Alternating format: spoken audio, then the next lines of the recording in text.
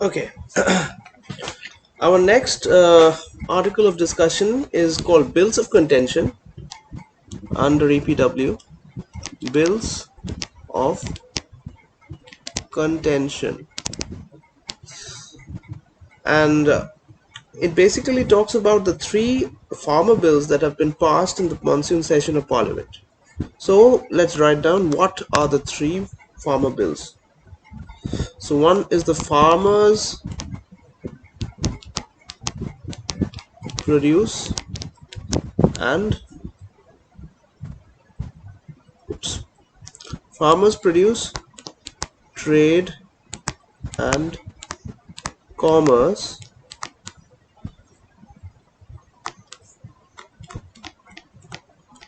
Promotion and Facilitation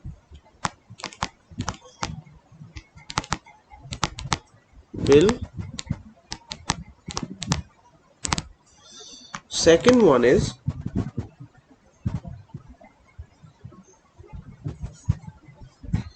Farmers Empowerment and Protection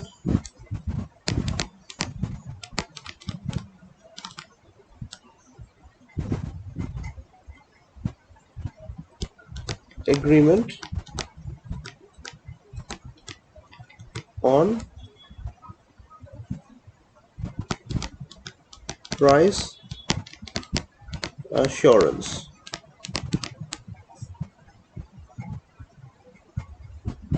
Third is Farm Services Bill.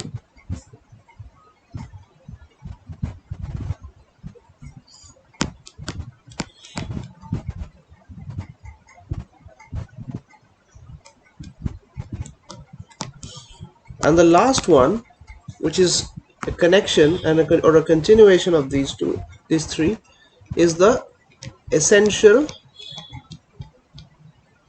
This is basically an amendment. Essential Commodities Bill Amendment.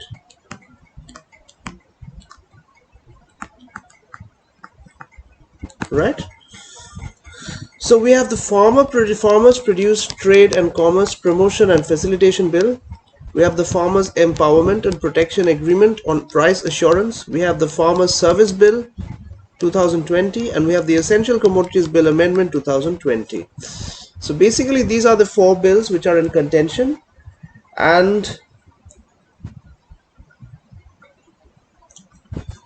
the bills provide, what do the bills provide?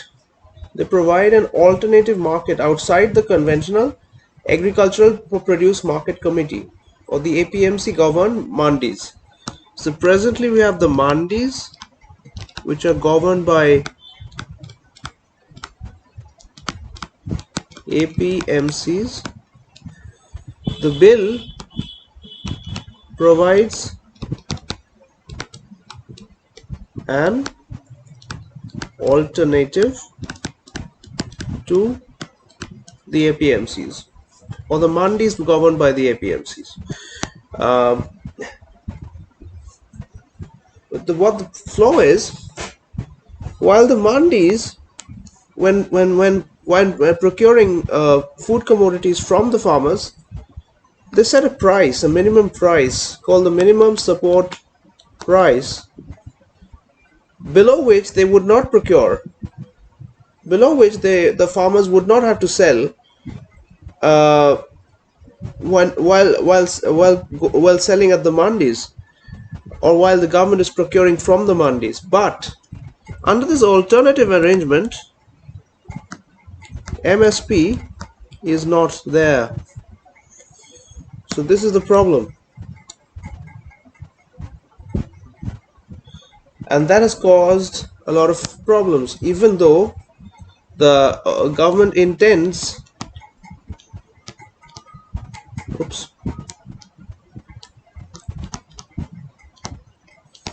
to create barrier-free trade environment for the farmers. However, this is going to be a bone of contention and an item of concern.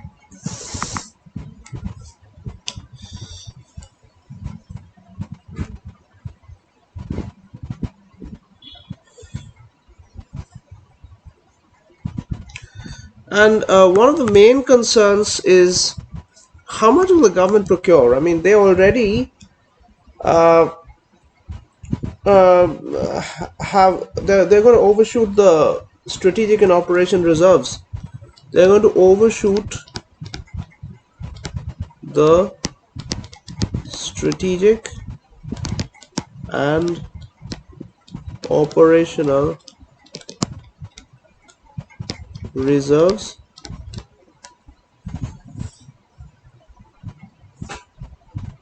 Kharif harvest this year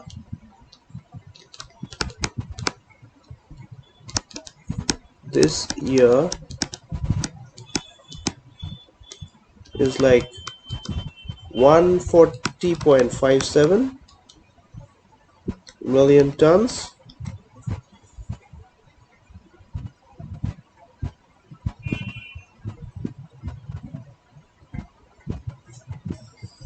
And the central pool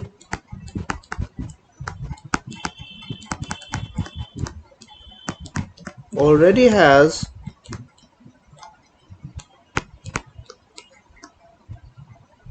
how much? 73.45 million tons. So obviously, if you add these to this, then you're going to have a huge amount of reserves, which is going to be very difficult to maintain by the FCI. And the FCI is going to go beyond its threshold limit. And the FCI is already reeling under the burgeoning outstanding subsidy dues from the central government, and that includes the National Small and Savings Fund, where it has given out loans. Meanwhile, the CACP, what is this? Is the Commission on Agricultural Costs and Prices. What has it done?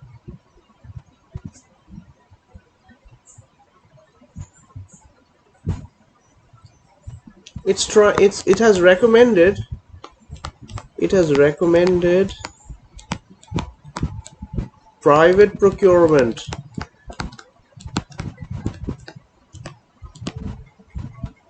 over public, right?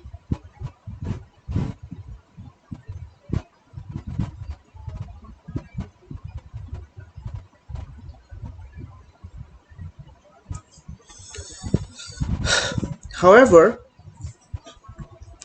the government may not go for private procurement just yet. It may continue with public procurement, and the Cabinet Committee on Economic Affairs has already announced MSPs on mandated Rabi crops.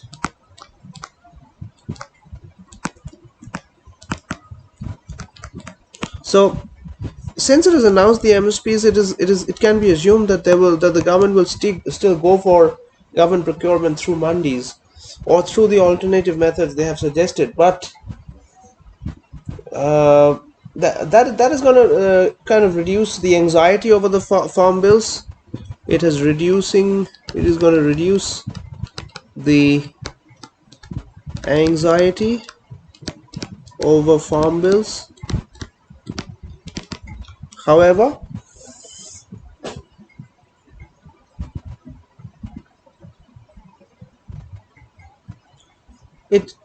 it still is a matter of concern whether the MSPs and APMCs will be covered, will hold, or will remain under the new system, will remain under the new system.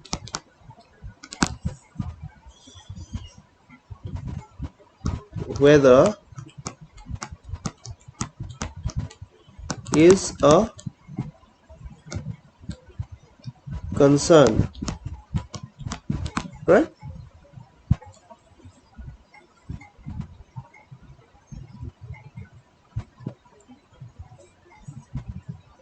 Now, will the farmers benefit from these? Will the small and marginal farmers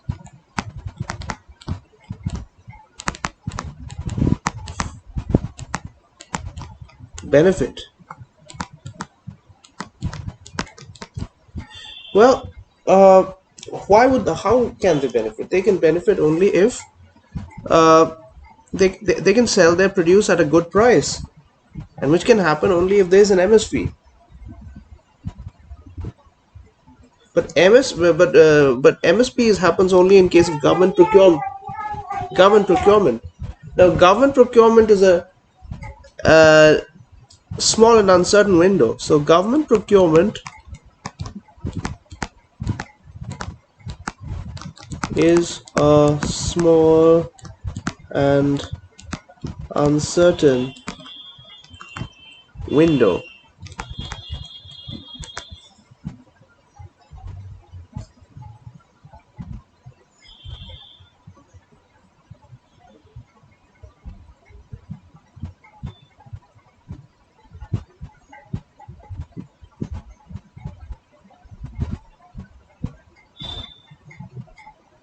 Why is it a small and uncertain window? There's lack of communication. Farmers and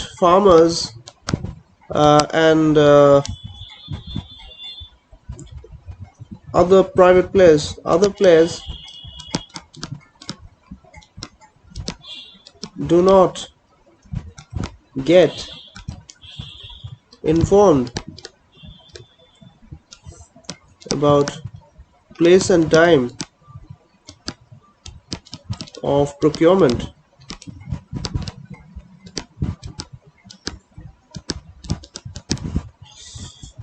That's a real serious issue, because if the farmers don't know where to sell, how will they sell?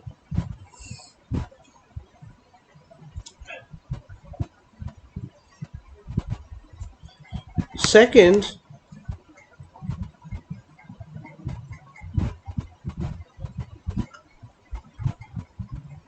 the government is not the biggest buyer. Government is not the biggest buyer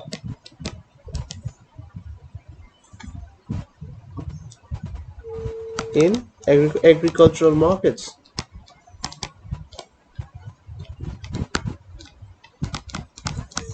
And we have the figure of 2018, which says that the FCI's share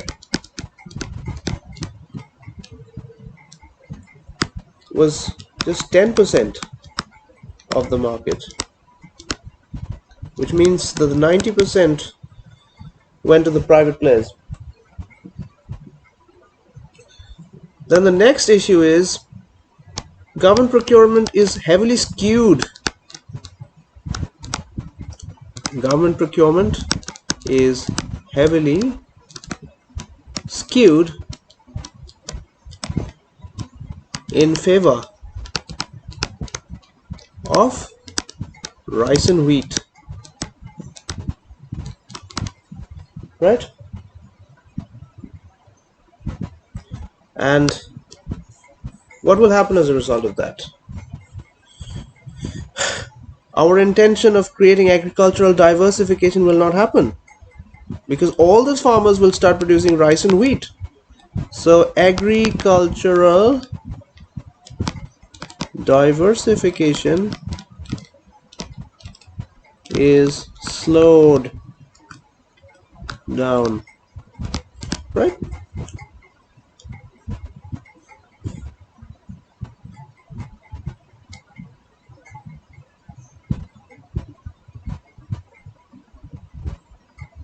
And what happens if agricultural diversification is slowed down?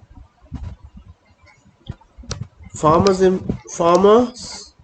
incomes do not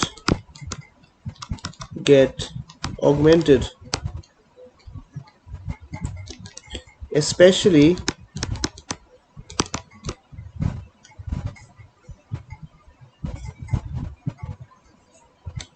in places of depleting groundwater levels. So in places where there's depleting groundwater levels, you should be sowing crops which are less water consuming rather than rice and wheat. But instead, the farmers will keep producing rice and wheat just because they will get the MSP through procurement. So it's kind of counterintuitive and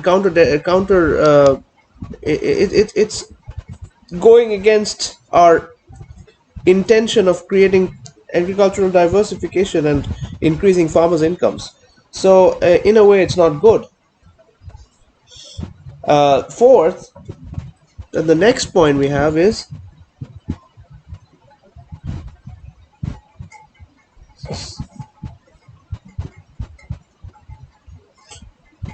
APMCs can have prohibitive intermediation costs.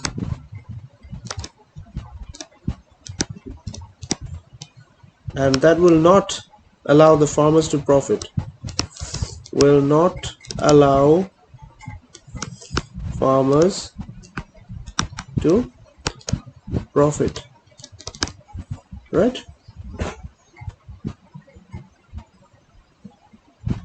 Especially bad for smallholders. Right? Okay. Now, dismantling the MSP. Should we be doing it? Dismantling the MSP or the APMC? Well, it's a contentious question, and the government has not done it. Has not done it.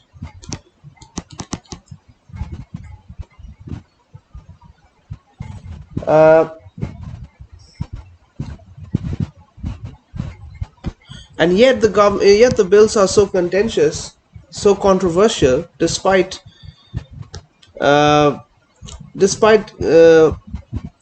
not even touching or giving an indication that these two will be prohibited. Why? I think it's more because of the manner in which the bills were passed, and the manner in which the bills were passed were via a refusal of a division of votes following the debates on the farm bills. So there was a refusal on division of votes following debate on farm bill. And the next thing was there was no formal head count vote, just the voice vote.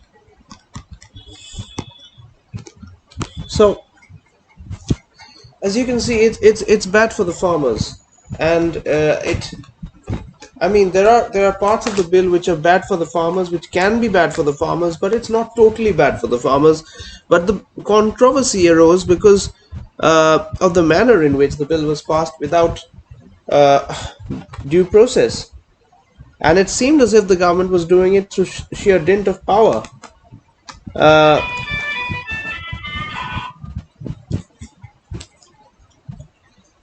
So I think what is needed to be seen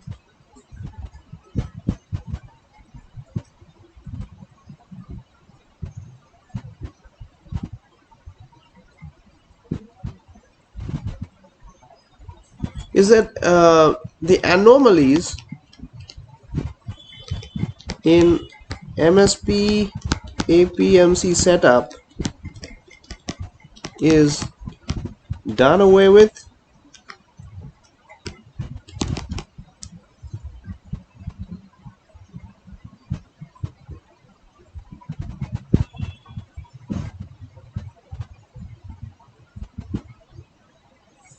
How they will be done away with?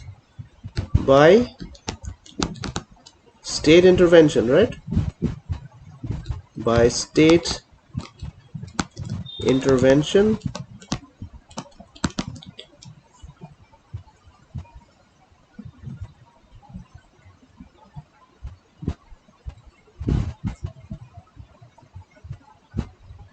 And there should be modalities of governance by which the corporate interests do not capture agricultural market mechanisms. So the corporate interests are kept in check, and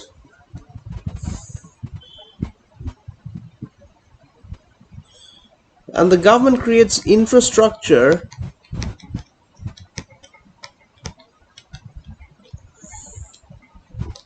so that the farmers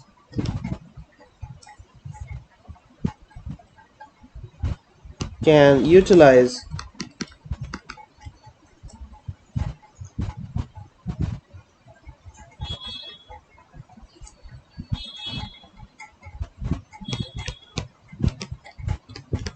freedom of barrier-free trade in practice. That's a good place to stop. Thank you.